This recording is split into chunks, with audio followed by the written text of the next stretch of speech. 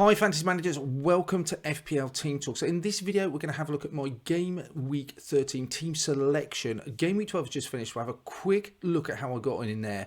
Then we'll have a look at how my team sets up, my transfer plans, captaincy choices, all the usual good stuff. So if you enjoy these sort of videos, make sure you hit the like. Don't forget to subscribe. And in the meantime, let's take a look.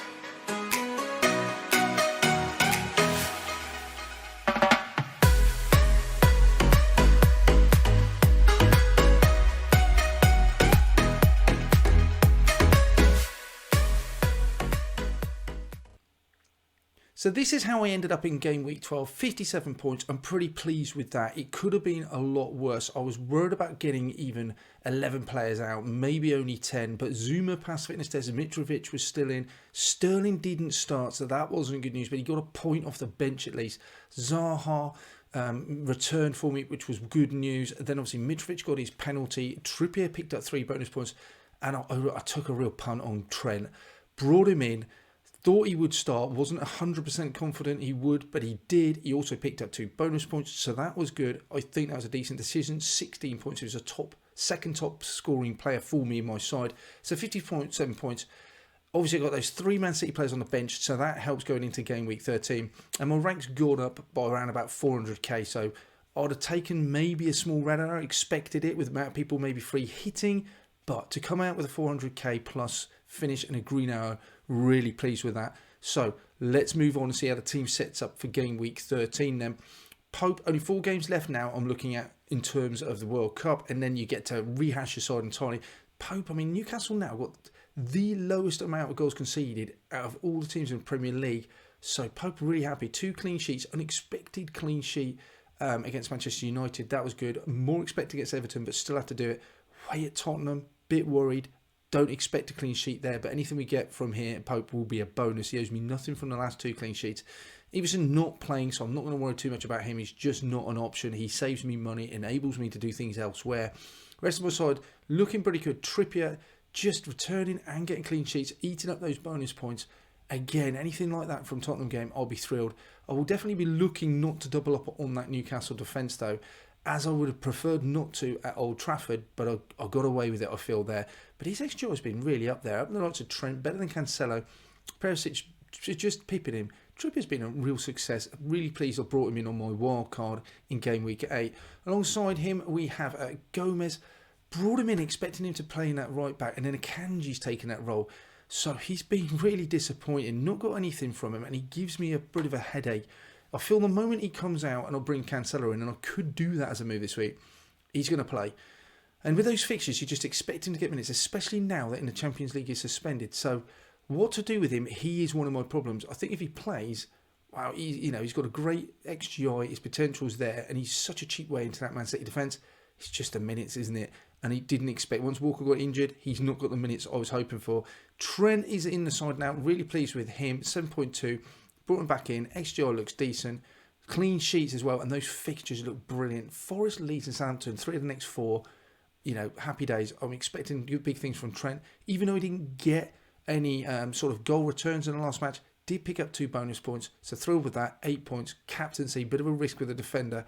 Think I paid off. Not massively, because the ceiling's obviously a bit lower for any sort of defender. But given how many points other players picked up, pretty happy I went for Trent in the end. Bit risky, probably risk over reward, was maybe worth it, but got away with it. Zuma, good fixtures as well. He's got Bournemouth, Palace, Leeds, the 3 of the next 4 at home. Tricky game at Old Trafford, but Zuma 0.03, hardly any sort of goal threat. But yeah, I'm expecting some sort of clean sheets from him with those fixtures. West Ham, bit tough on them conceding that goal to Southampton. That seems a bit unfortunate. And then Liverpool, not expecting anything from him in that game, but he's fit, he's back, and he's playing. So Zuma, looking forward to having him inside. Guehi picked up the clean sheet the other day. Didn't get it against Wolves. Again, a bit unfortunate, I think, to lose that clean sheet. But again, he's nailed. Not much attacking threat going forward, but really cheap at the back. Happy to have him. And all these cheap defenders just enable me to put the money elsewhere. So Wilfried Zaha, good haul against Wolves the other day. Really happy. On pens, nailed. Everton, Southampton, Forest and 3 of the next 4. I can't see. He's a set and forget for me. 7.5. He doesn't go anywhere. XGI looking pretty decent for his price. Around his price points, you've got the likes of Mount, you've got the likes of Maddison, Saka as well, Martinelli. So it is a lot of competition. But with those fixtures, I'm happy to back Zaha. And he's a little bit of a differential as well. Then we have Foden. Not going to go into too much details. He just rocketed in price. Had him since the wild card. He's been amazing. Look at that 19, 11 point haul. Didn't get anything against Man United, against Liverpool, but some great fixtures coming up. He absolutely is going nowhere. Really pleased with the way he's performed. Alongside him, Raheem Sterling. He causes me a problem. His underlying stats are still pretty good, but he was rested in midweek. He played wing back the other day against Villa. He's possibly one I might drop. There's other players I could bring in. We'll look at that in a minute. At home to Man United, because he was rested against Brentford, does he now get minutes against Man United? Hopefully not as wing back. We'll have to wait and see. I'm tempted to hold him one more week and then bring the likes of someone like a Saka in. That's tempting. But Sterling, I do like him. He's been in my side right from the start. And his underlying stats still look good. But minutes now, suddenly under Potter, seem like a bit of a worry. He seems to be rotating a lot of his players other than Mount. Andreas, bit unfortunate, I didn't think to pick up anything tonight against who they play, Aston Villa. Looked really lively, looks good, 4.6, really happy to have him aside. Enabler, he's going nowhere. And then finally, I did bring Mason Mount. He didn't do anything for me. Brought out Maddison, played Mount, got 3 points. So it was a 4-point hit. First hit I took all season. But really, I've only lost one. And Mount now has those games going forward. So he is still a slight rotation risk, I have to say. At some point, he's going to get rested.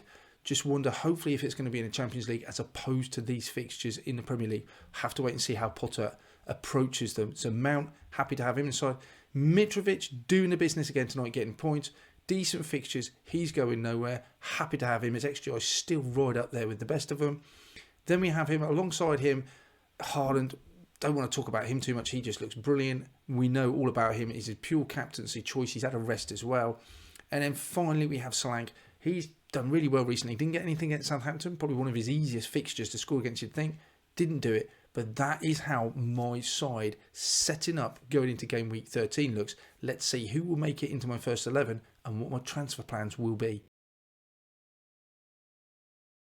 Okay, then this is my side for game week 13. Here are the fixtures. I've got a couple of issues. I guess you've got Newcastle, who defensively still look pretty good. I was happy with them, Manchester United. So Tottenham, it's not a foregone conclusion I feel they're going to get or concede goals there, but I'm not prepared. I don't think I want to go with Pope and Trippier. So I'm going to have to, because I can't drop Pope, I won't have another keeper, have to drop Trippier. And I'm not happy about doing that, but I just don't want to double up on that Tottenham defence.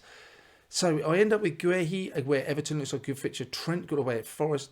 Gomez, I could drop Gomez and play Trippier. I just worry at some point Gomez can get minutes. Is it going to be likely to be at home to Brighton? Just can't tell. Problem is Gomez is he will often come on for a bit of a cameo.